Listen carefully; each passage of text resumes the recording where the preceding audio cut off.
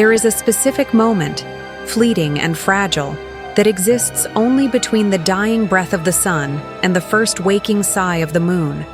Most of us miss it. We are too busy turning on the lights, rushing home, or closing our windows against the coming chill. But if you stand very still, if you let the silence of the world settle upon your shoulders like a heavy woolen cloak, you might feel it. The seam in the reality of the sky, the heartbeat of the gray hour.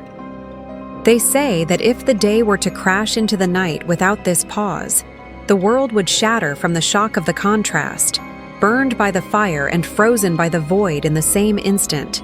Someone has to hold them apart. Someone has to stand in the breach, holding the weight of the transition. This is the story of the one who stands there, the guardian of the eternal twilight. Imagine a place that is not quite a forest and not quite a cloud, but a landscape woven from the memories of both. Here, the ground is soft, covered in moss that glows with a faint bioluminescent pulse, mimicking the rhythm of a sleeping giant. The trees are tall, incredibly tall, their roots twisting like ancient serpents into the bedrock of the earth, while their crowns vanish into a mist that tastes of rain and old paper. In this place, the wind does not blow, it drifts. It carries the scent of ozone and dampened earth, the smell of a storm that has just passed or is just about to arrive. It is a kingdom of suspension, a sanctuary of the in-between. And in the center of this quiet realm, where the shadows stretch long but never quite detach from the objects that cast them, stands the watchtower. It is not made of stone or wood, but appears carved from solidified smoke and obsidian, rising spirally toward a sky that is permanently painted in hues of bruised purple, deep indigo, and fading amber. Inside this tower lives the guardian. He has no name, for names are things of the day, used to label and define, and he belongs to the dusk, where definitions blur. He is tall and slender, his silhouette often confused with the looming cypress trees that guard the perimeter. He wears robes that seem to be woven from the very fabric of the evening sky, layers of deep blue and charcoal that shift as he moves, trailing behind him like the last shadows of a setting sun. His face is hidden beneath a wide-brimmed hat, reminiscent of a traveler who has been walking for 1,000 years, and perhaps he has. The only part of him that is clearly visible is his hands. They are pale, elegant, and strong. The hands of a musician or a surgeon, always busy, always tending to the delicate machinery of the horizon. His duty is solitary, but he is never truly alone.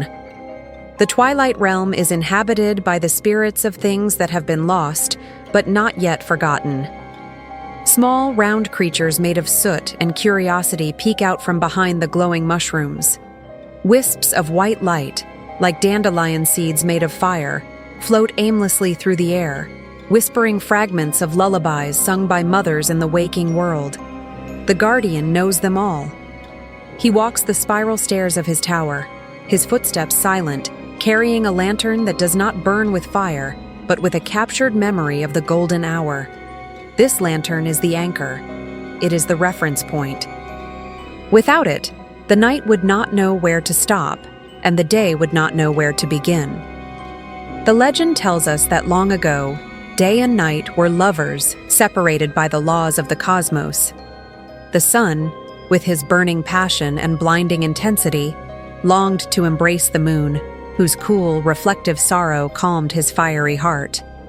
But their touch was catastrophic. When they tried to meet, the oceans boiled and the mountains cracked. The world groaned under the stress of their impossible union.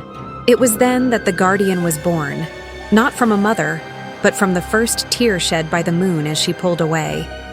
He was created to be the buffer, the soft cushion of time that allows the heat to fade before the cold takes hold. He is the mercy of the universe.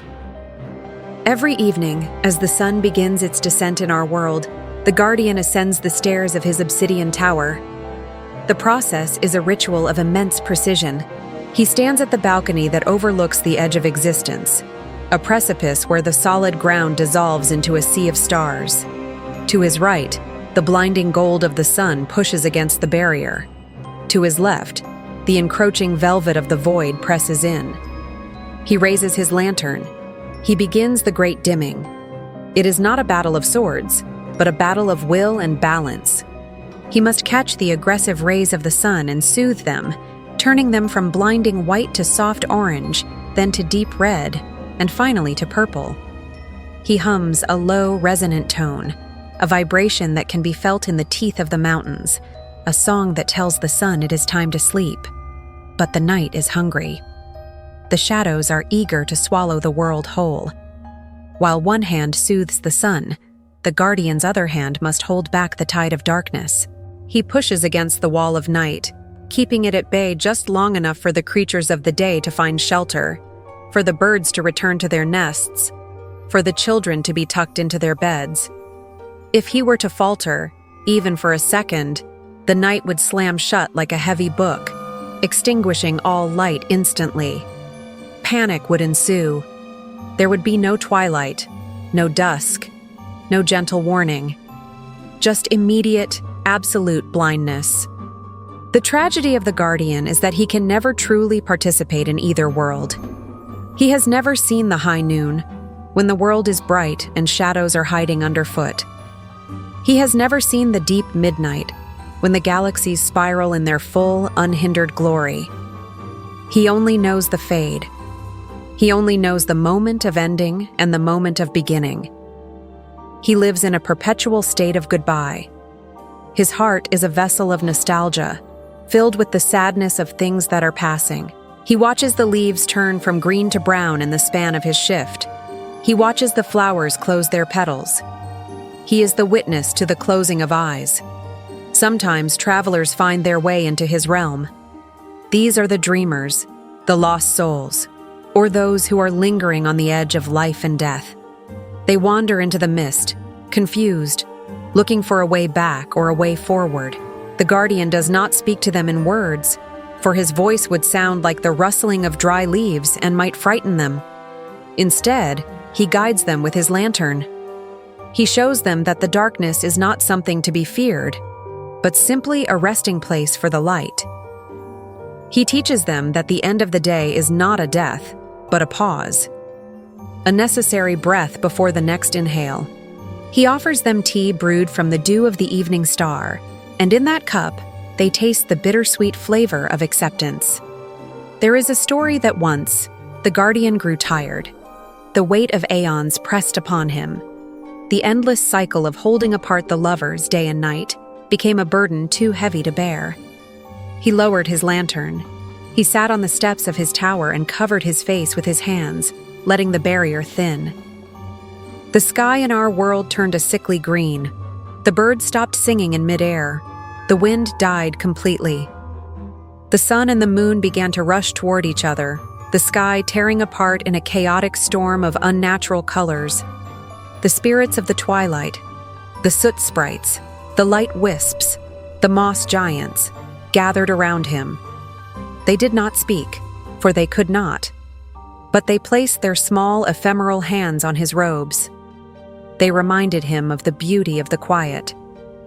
They reminded him that without him, there is no rest, only exhaustion or oblivion. He looked at them, and in their small, glowing eyes, he saw the reflection of the stars he protects but cannot visit. He stood up. He picked up his lantern, and with a sigh that became the evening breeze in a million valleys, he pushed the night back and smoothed the brow of the day. The balance was restored. The sky turned its familiar, comforting purple. The first star appeared, trembling and shy in the canvas he had stretched for it. We often fear the dark. We fill our cities with artificial lights to banish the shadows, to pretend that the day never ends. We run from the silence. But the Guardian knows the truth. He knows that the gold is only beautiful because it fades. He knows that the light is only precious because the dark exists to embrace it.